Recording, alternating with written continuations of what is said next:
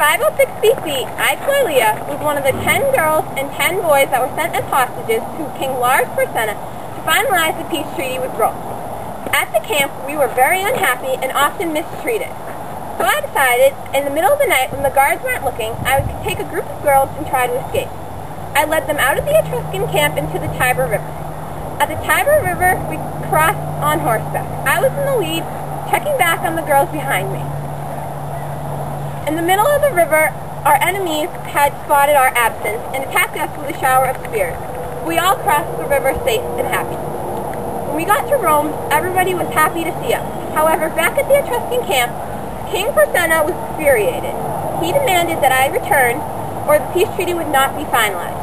He told my parents that I would be returned home 100% safe when the Etruscans were leaving the Roman territory. Taking his word, I went back to the camp. He wanted to talk to me and tell me how brave he thought my deed was for leading the girls out of the camp. All of his anger had turned into admiration. He told me that my deed had made him even more angrier than that of Horatius and Mucius, but in the end, all he had for me was respect. I spent a few more days at the camp before King Porsena told me I could return home along with a group of hostages of my choosing. It was an awful decision, but I chose a few of the younger males because they were most susceptible to ill treatment. When I got back to Rome, everybody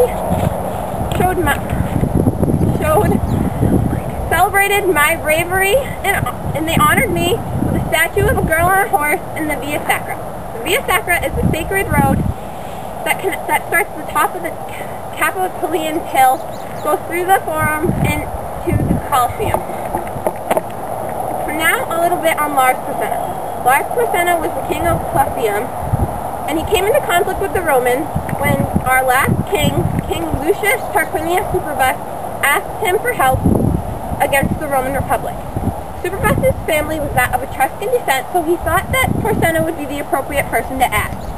However, when the Roman Republic overthrew Superbus and he was dethroned, Porsena went at war with Rome. Nobody really knew what happened next, but I've heard many stories. All I know is that it ended up with a peace treaty, and that is how I came in.